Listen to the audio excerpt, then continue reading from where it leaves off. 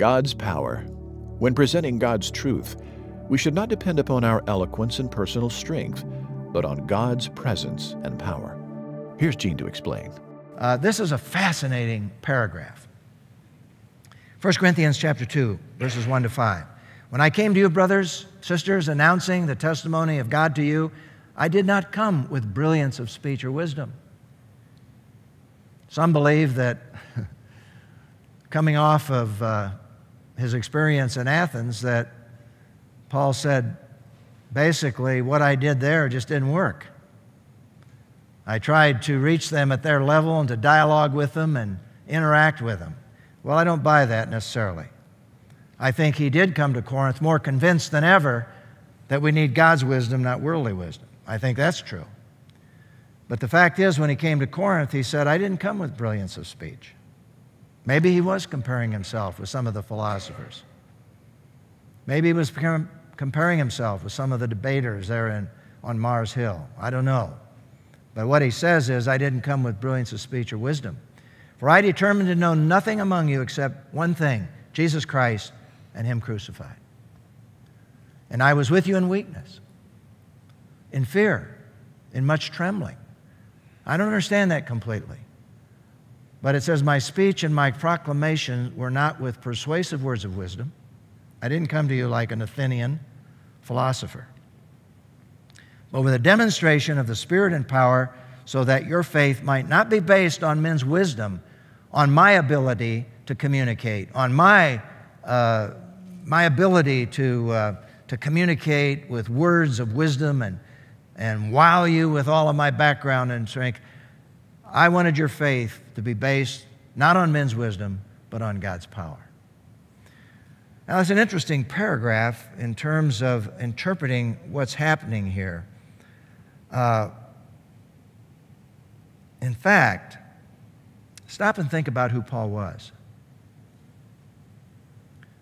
Paul represented one of the most well-educated men in the Roman world. From the time he was a little boy, he learned to speak Koine Greek, which was the language of the people. He probably spoke Latin as well. And he also spoke Hebrew, which really was Aramaic. It was a form of Hebrew at that time. He had a very liberal education because Tarsus was a city of great intellectual development, universities. And so he probably had studied philosophy, had studied the arts. He knew all of this. But in addition to that, when he was just a teenager, he went to Jerusalem to study under the Grand Master in Judaism. His name was Gamaliel. Paul could probably quote the Old Testament, many sections of the Old Testament, in Greek as well as in Hebrew.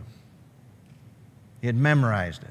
He goes to Jerusalem. He studies there under Gamaliel. He goes back to Tarsus, becomes a rabbi, probably in one of the local synagogues, and continues to grow in his education. Now, Paul is not downgrading that education.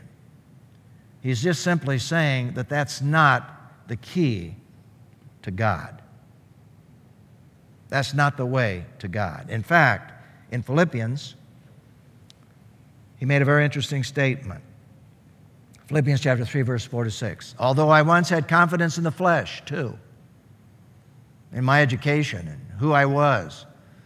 If anyone else thinks he has grounds for confidence in the flesh, I have more. I was circumcised the 8th day of the nation of Israel. I was of the tribe of Benjamin.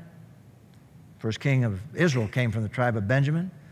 I was a Hebrew born of Hebrews. In other words, I really was a Hebrew. I was a pure Hebrew. I understood.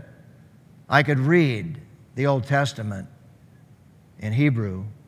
As to the law, I was a Pharisee. As to zeal, I persecuted the church. As to the righteousness that is in the law, I was blameless. I had all those things. But he goes on to say, but all that was gained to me, I counted as loss for Christ. Now, something interesting here, if you go into 2 Corinthians, let's take a look at that verse from 2 Corinthians 10:10.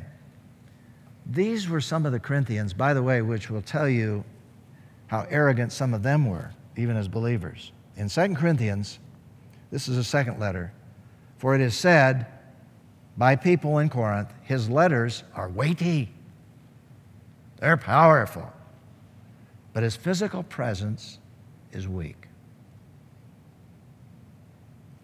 And his public speaking is despicable.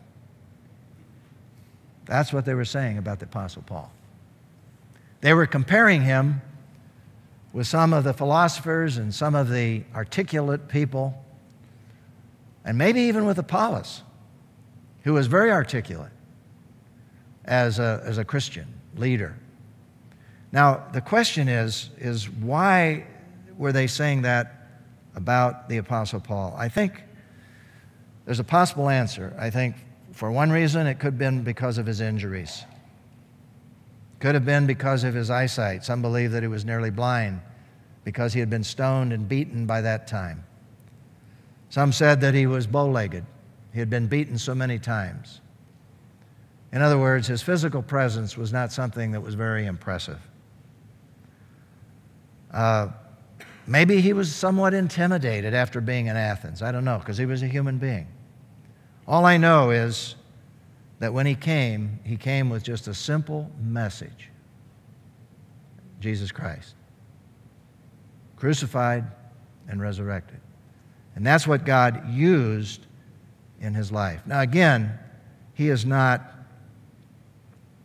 putting a premium on ignorance.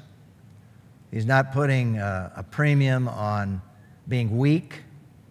He's just simply saying that that's not where the focus was in my life.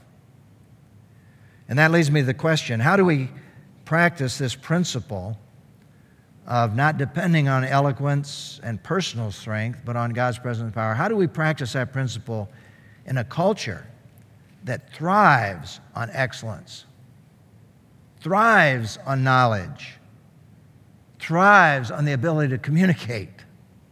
It's part of our culture. I think if Paul answered that question tonight and you posed that question to him in view of what he wrote to the Corinthians, he would say, do the best you can as a believer. If anything is excellent, think on those things. Do those things. Be the best we can. Be well-read. Be informed. Don't go on Fox News ignorant. Don't go on there and have a discussion about something you don't know anything about and embarrass the whole Christian world because of your ignorance. I think the Apostle Paul would say that.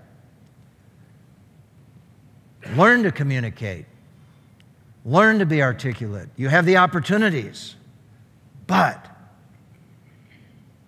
remember, we're instruments of Jesus Christ.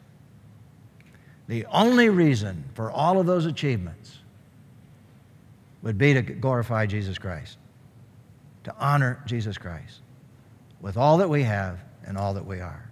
And I think that's the principle that emerges here. The key word is depend in the principle. When presenting God's truth, we must not depend upon our eloquence, not negating eloquence. We must not depend upon our eloquence and our personal strength, but on God's presence and God's power. And I think that's what Paul was trying to get across here in this letter.